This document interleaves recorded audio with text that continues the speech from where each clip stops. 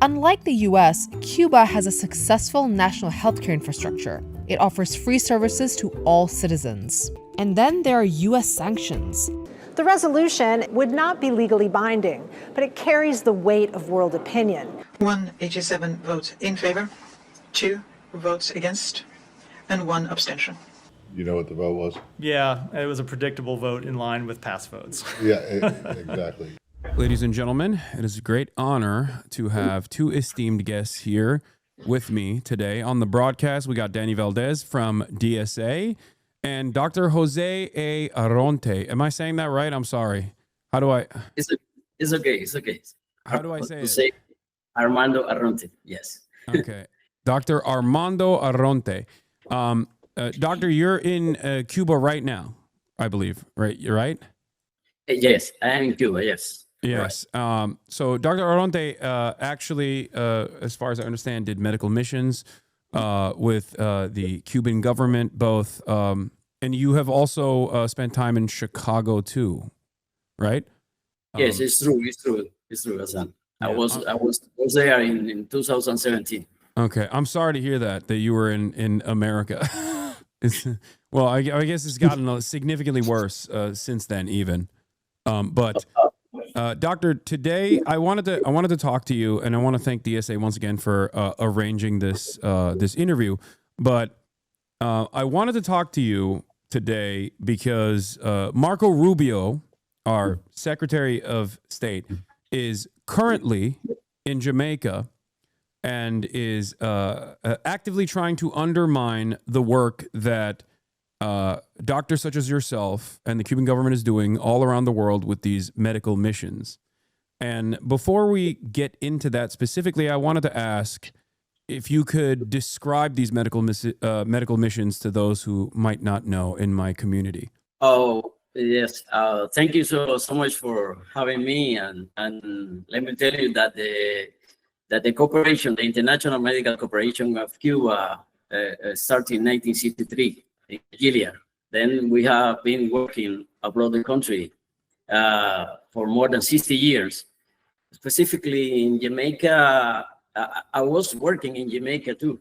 I was there since 2018, 2022.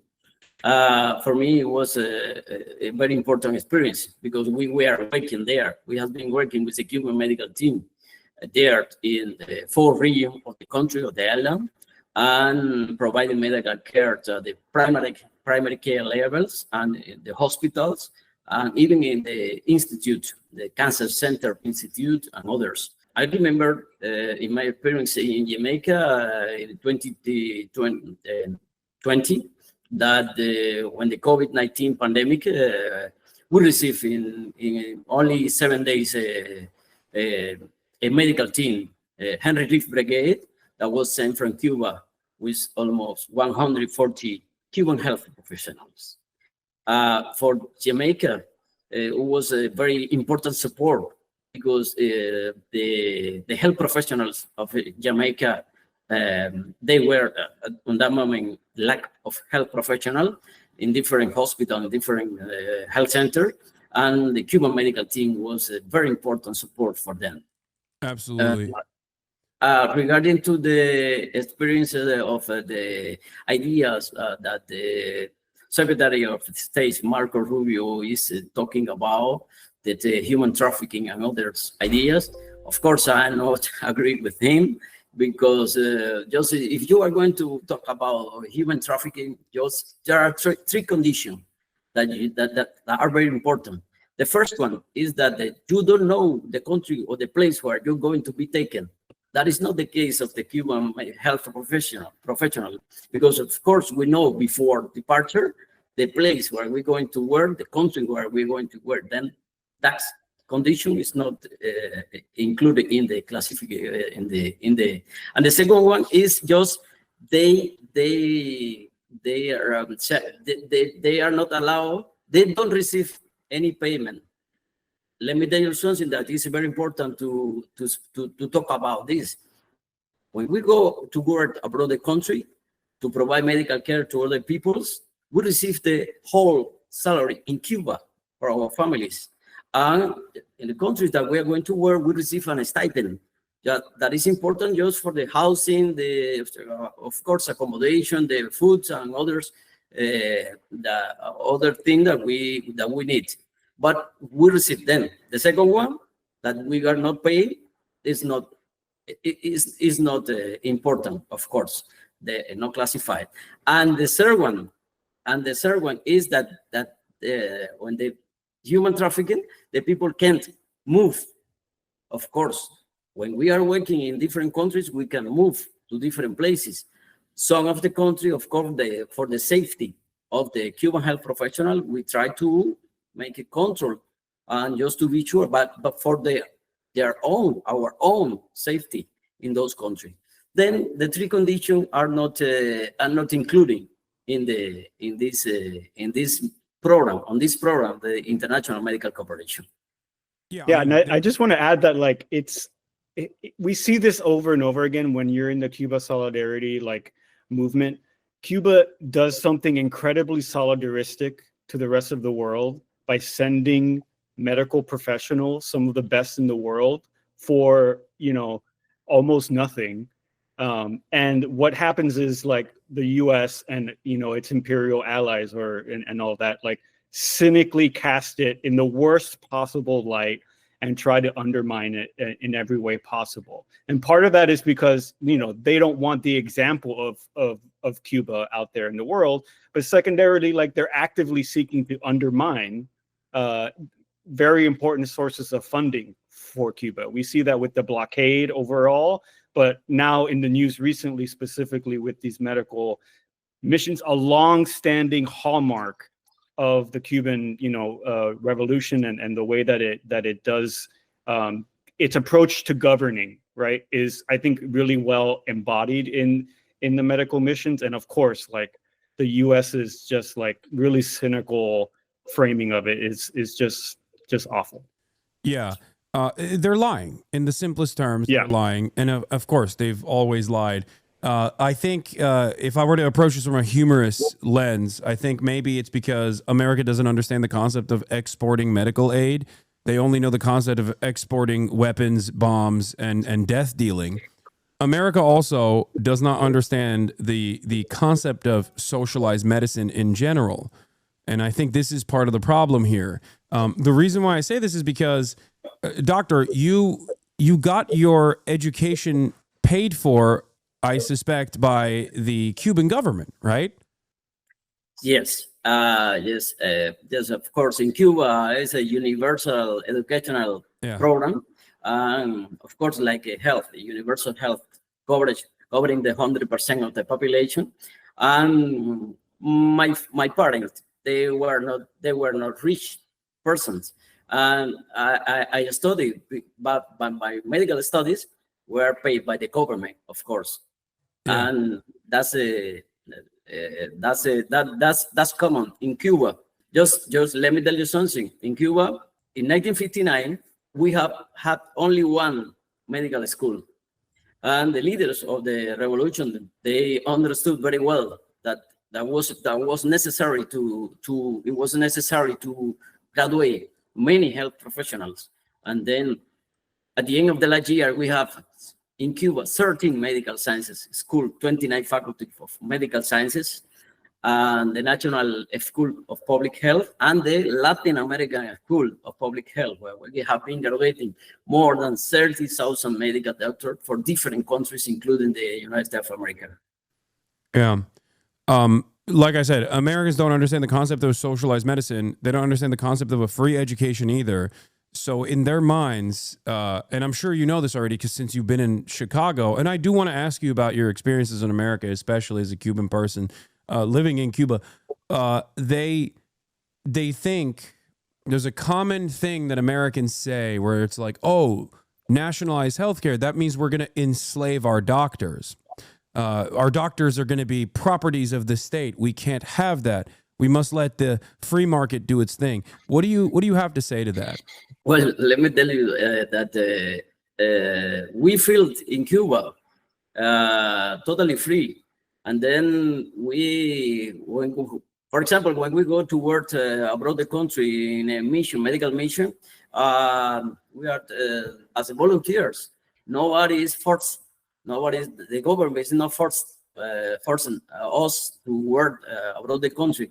And even in Cuba, when we are going to work to a rural area, because at the beginning, the first years of the revolution, 1959, usually we have in Cuba 6,000 medical doctors. But at the end of the last year, we have more than 80,000 medical doctors. Then we are working not only in the large city, even in the rural, very remote area. Then we feel like we are not property of nobody. And then the health system is covering 100%, as I said before, and totally free. The medical care is totally free. Then it's covered by the government, the state too. Yeah, I find it really interesting when people use that whole slaves of the state thing, because it's like that's what nationalized healthcare is, right? Like they're not slaves of the state, they are servants. And they're employed by the country's foremost public institution to do public good. And I think you're right, Hasan, like that is something that is so foreign to Americans that most people just like, oh, there must be some nefarious plot going on underneath or something like that. But the remarkable thing about Cuba and its successes, not just in medicine, but like across the board, like you compare Cuba to any first world country, and they're usually on par. And they do, when you think about the little we do with so much and how much Cuba is able to do with so little, and the reason they have so little is broad and complicated, but it's really remarkable when you think about it on those terms, how just a little bit of public investment and social good can really create a society and a culture where people have the things that they need. And that's the basic premise that they operate from.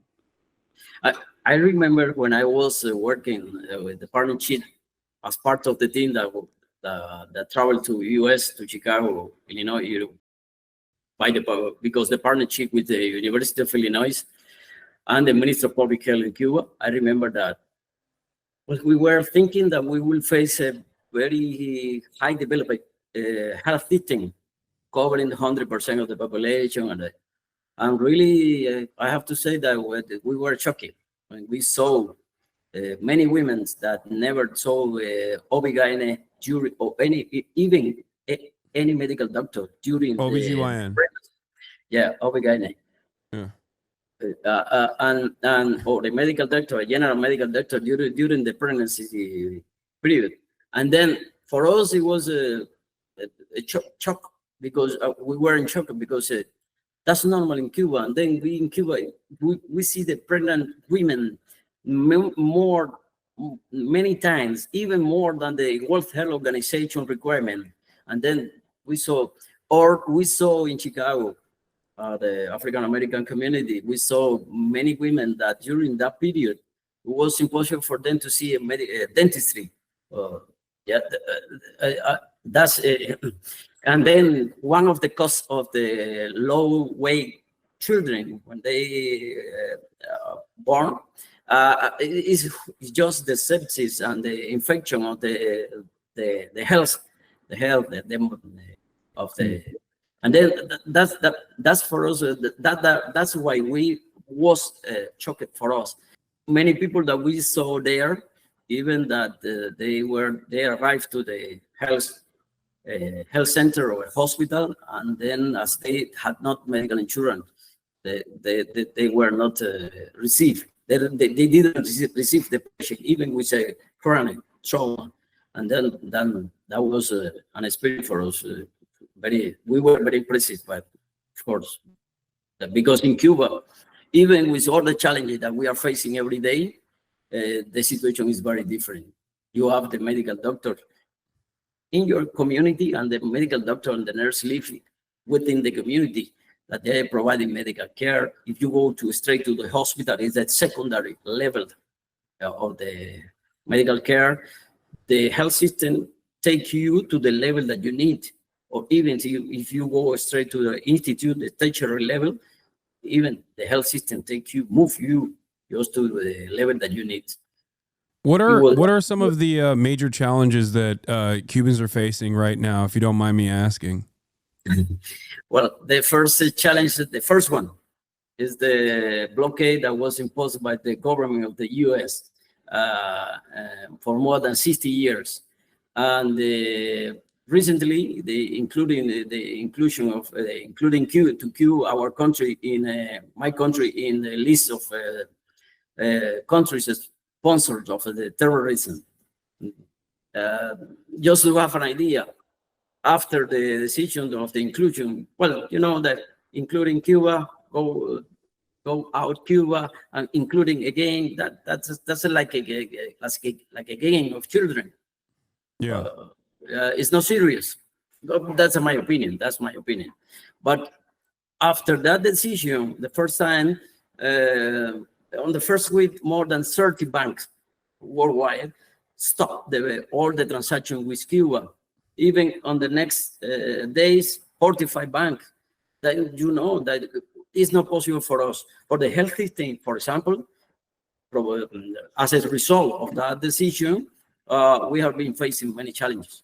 Our population, well, the life expectancy in Cuba is more than before COVID-19 was 78.45, but at this moment 77.1.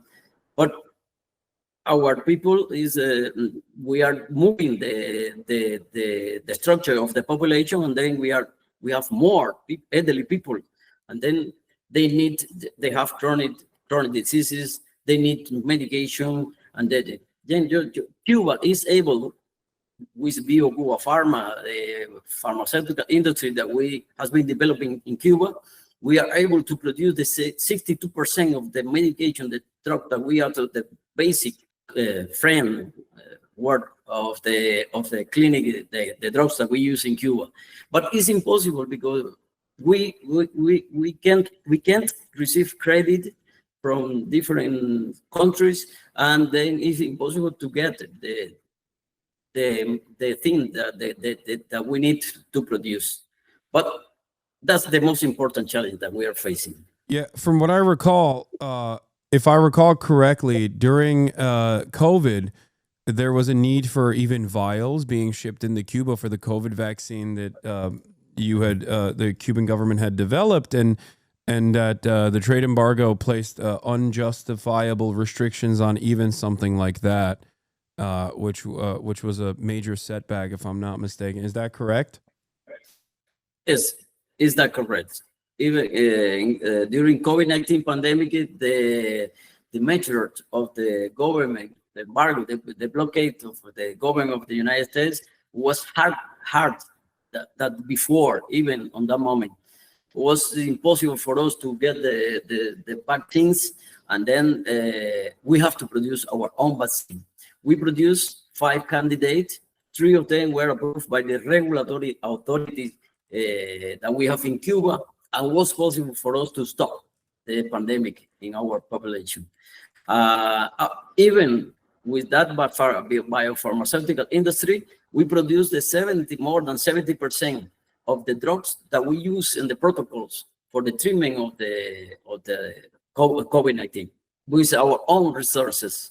And of course, based on the primary health care, more than 11,000 doctor's office that we have at the primary care level, covering the 100% of the population.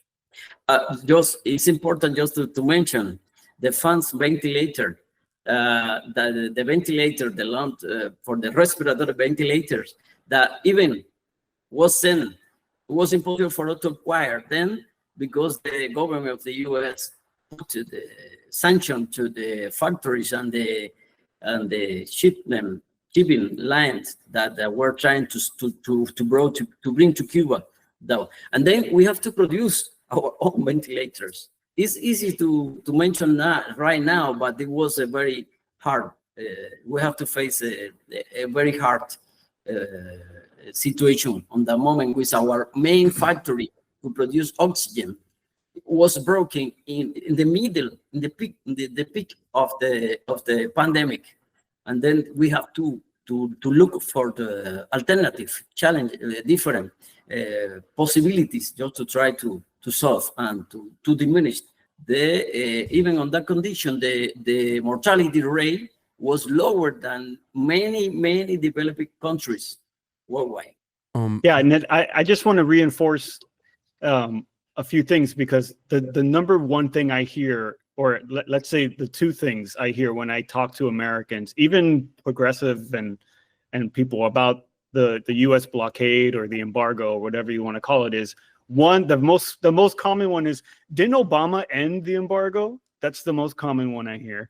And the second one I hear is, oh, it's just affecting Cuba's trade with the United States. Why can't they trade with all the other countries all over the world? And the truth is, when you have the global economic hegemon sanctioning and threatening sanctions against people who do business with your island because they're on a state sponsor of terrorism lists, or whatever other set of sanctions or whatever BS they want to make up, it has extra national effects outside of the US and Cuba. And so, like those ventilators, I believe that the doctor mentioned, were coming from Sweden. And the US had no involvement in that.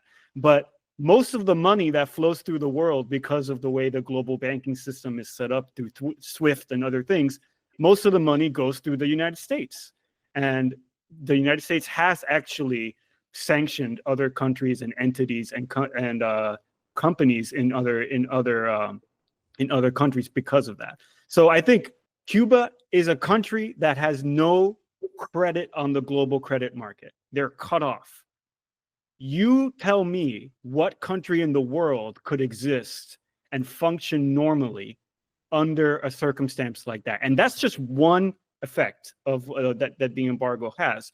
And you see here with the doctor, what the doctor's saying, it has impacts from the micro to the macro, right? Like it is a policy designed to starve out the people of Cuba. And the designated purpose of the blockade is regime change, right? They want the people of Cuba to be so desperate that they change their government. But in 65 years, that has failed miserably as a policy outcome.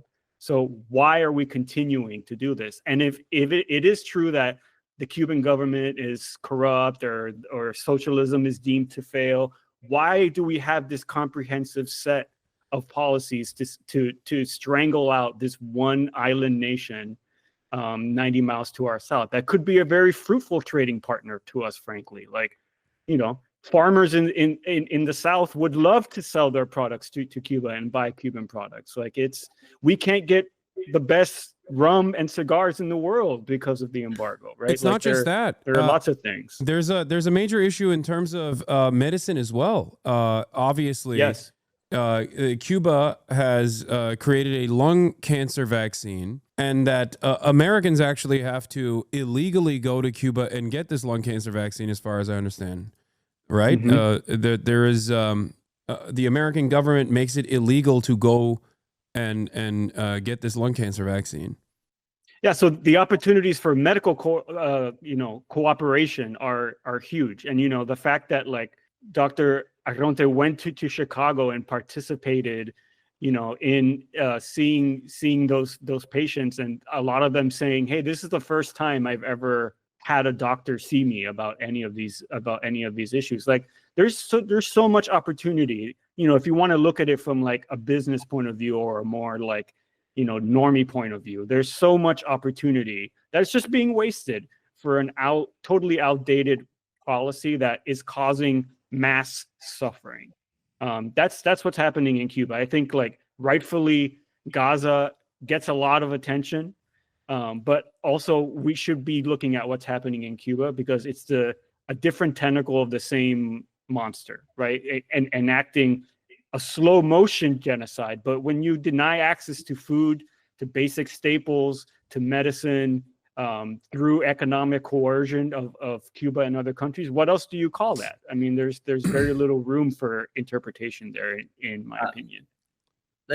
Let me tell you something that regarding to the inclusion of Cuba on the sponsor list of sponsor of terrorist countries. Do you really think that the country that is able to do abroad for other peoples worldwide. I have seen more than 2,300 million of patients in other countries, or 70 million of surgeries, or 5 million of deliveries. Our health professionals are working abroad the country in other countries. We have been saving life, more than 12 million of life that have been saved by the Cuban health professionals. That is not a country, a terrorist country, of course. On the other hand, as I said before, our pharmaceutical industry produced the lung cancer vaccine. Even there is a clinical trial at the Roswell Park Institute in New York, but it's a vaccine that is produced in Cuba. How many patients in the United States of America could be able to receive that type of treatment if the relation between both people could be different? We have, for example, another one, medication that we produce in Cuba, Pro-P, for the prevention of the amputation in the diabetic foot ulcer.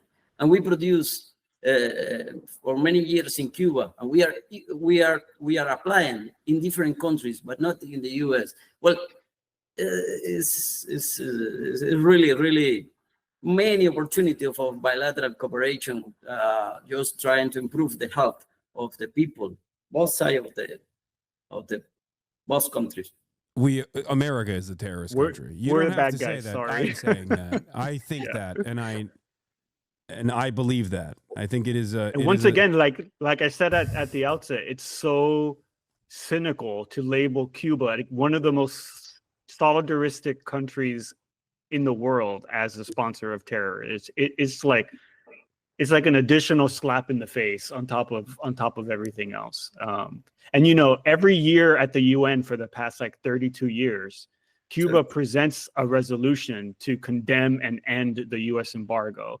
And the last couple of years in a row, there have only been 2 countries to vote no again on that resolution. Can you guess the 2 of them? It's your 2 favorite countries, Hasan.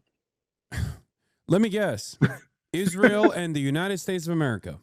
Exactly right. Those are Shocking. the only 2 countries that vote negative on that resolution. And that, I think, honestly, I don't need to say anything else on the matter. I think that very succinctly wraps up where the imperial allegiances lie in that case. All right. I want to, before I let you guys go, and thank you so much for coming on. And I was initially going to join.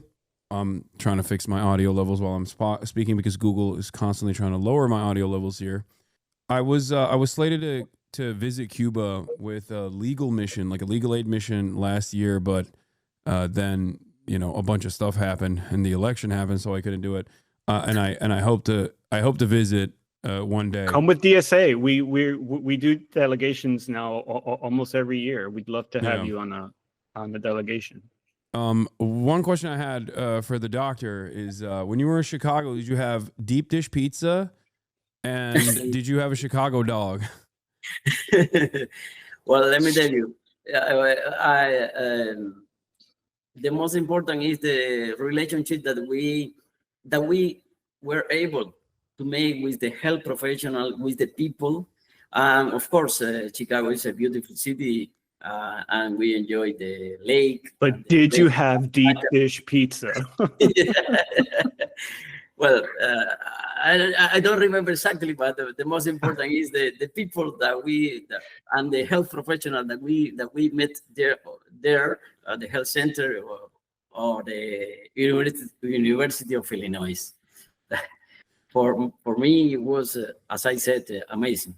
What was one aspect of American culture that shocked you, that you didn't expect? Well, during the time that we have been working there. Yeah. Well, I'm not sure, but many people, they were asking us, please, can you stay for more time? because we need you. We need to work together. And then the feeling that we felt, the cooperation feeling, not to reject even our English. It was not, of course, it's not our mother language, but was possible the communication. It was possible the communication, and then we were feeling both sides of the partnership. We were feeling very well, and the people, of course, we are the leaders of the community. The people that we visited were, for us, it was very important. For me, it was the first time that we saw the medical insurance system, different type of medical insurance, and of course, as it shocked you? In Cuba, this is totally free, and say, well, but even on that condition, we say that the team that were working there, we say, okay, even on that condition, it's possible the cooperation, it's possible to improve the health level of the population. Yeah, and learning both sides of the cooperation. Yeah, there are many parts of this country where foreign NGOs actually come in that normally work in war-torn countries or very poor countries in Africa, that come in and actually have to offer medical missions for free, just like the Cuban medical missions, as a matter of fact. There are nonprofits that work specifically in places like West Virginia, because that's how dire the conditions are in the wealthiest country on the planet. Yeah. Okay. I have another joke question. Yoel Romero. What happened with that guy? Is this Cuban medicine? It was a fighter, a boxing fighter that were training in Cuba, of course, and now we see him fighting in the different type of competition in US. Yeah. Joe Rogan. Do you know who Joe Rogan is, Doctor? Do you know Joe Rogan he's a podcaster, very famous podcaster in America. He says Yoel Romero is a freak of nature. He's like unlike anything anyone has ever seen before. Trained in Cuba, baby. Yeah. The other person is I don't know how to say his name, but it's Mijain Lopez. Okay, well, that's a symbol for us. Yes. No, 5 times he gold medal in 5 Olympic games. He's incredible. Yes, he's incredible. Yes. What are they? Yes, what are they putting in the water in Cuba? It's called universal public access healthcare. That's what it's called. That's what's in the water there. He had a very good family doctors and nurses at the community where he lived in Pinar del Rio. All right. Well, thank you so much for coming on, and I hope to one day see you in person when I come visit Cuba. And Hasan, before we go, I would be remiss as an organizer if I didn't make the hard ask. If this is just a small example of what DSA does around the country, we have an international committee where we have partnerships with countries all over the world and relationships with them. There's local work that you can do. There's electoral work. There's building the labor movement. If you're frustrated with the current state of Democrats plus in the U.S., you need a political home. Please.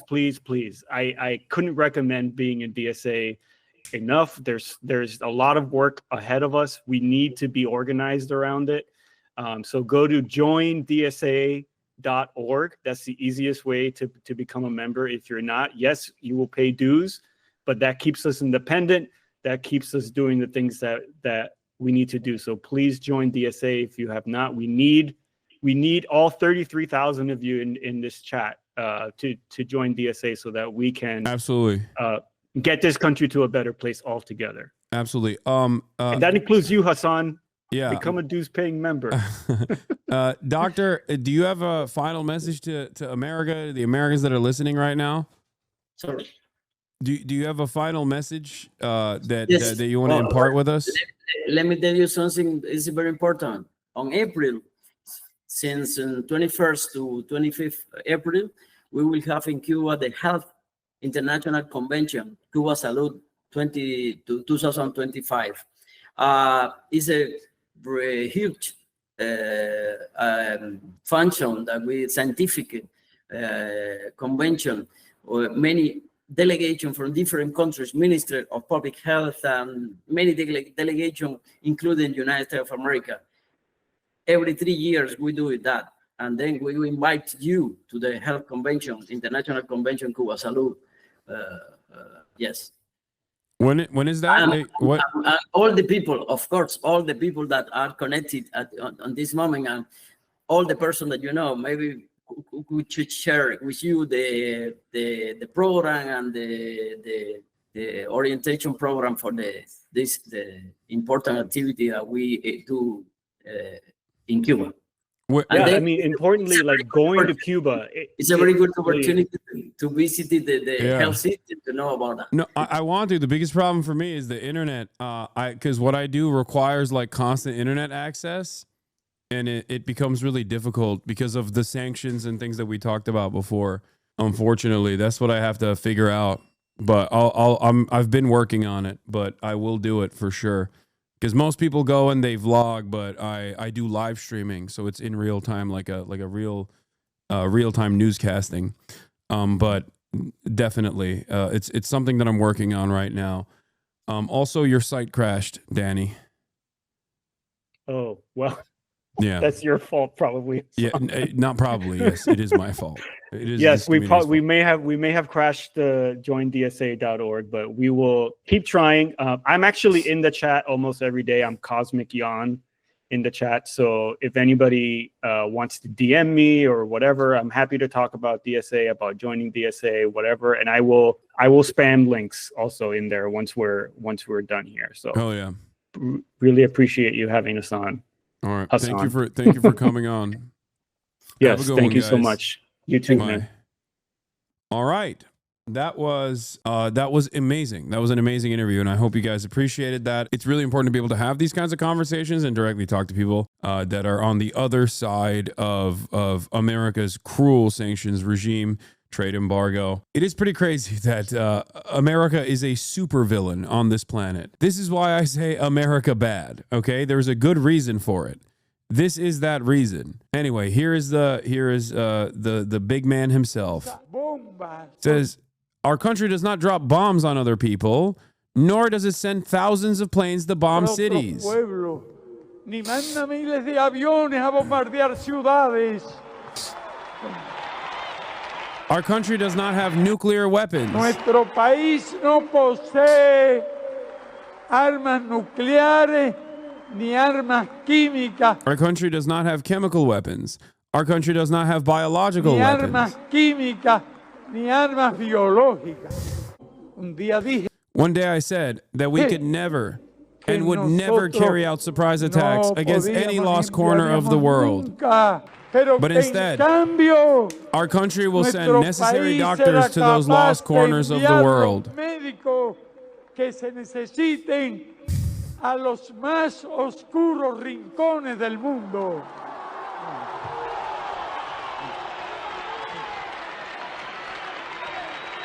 Médicos y no bombas. Doctors, not bombs. Médicos y no armas. Doctors, not smart weapons that hit their target. Because after all, doctors, a weapon that kills by treachery, is absolutely not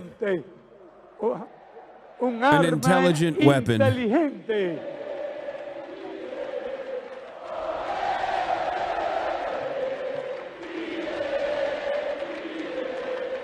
Why do people dislike Castro even on the left? Because they're stupid. They're stupid American donkeys. That's why. It is an endless amount of propaganda that they just ate up and never checked for themselves that instead of entertaining the notion that all of that propaganda was wrong, they just double down and angrily lash out and continue playing a role in the demise of the Cuban people. And yet the Cuban people, in the face of such unimaginable cruelty, survive over and over again after decades and decades of violence. It is disgusting. What do I have to say to someone who had to flee Cuba? I mean, it depends on which time period does someone flee Cuba.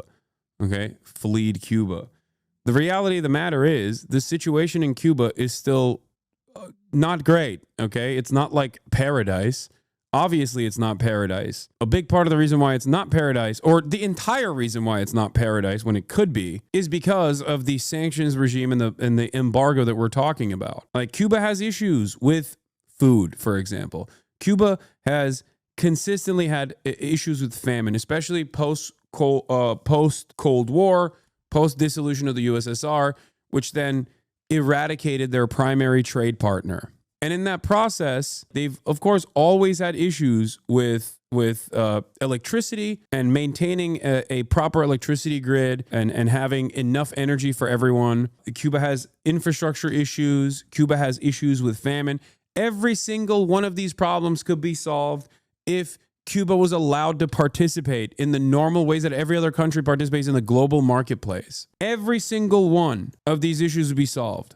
Every single one. The fact that they are able to survive and thrive even, all things considered, in spite of that major restriction is a testament to the resilience of the Cuban population. Anyway, as far as like people who have escaped Cuba, even recently escaped, like left Cuba to come to America. Okay, what the fuck are we talking about? Escape. They didn't escape Cuba. They voluntarily left Cuba to go live somewhere else, whether it be America or another country. Okay, we don't say Ana de Armas escaped Cuba. Like that's that language in and of itself is Western chauvinism. Think about how deeply embedded this power dynamic in our understanding of other countries is that even people who don't intend to do Western chauvinist propaganda end up reasserting Western imperialist narratives. Like, think about how insane that is. It was one of the most disgusting things that the Biden administration did on his way out. One day out, the last day of his power, he dropped the embargo on Cuba.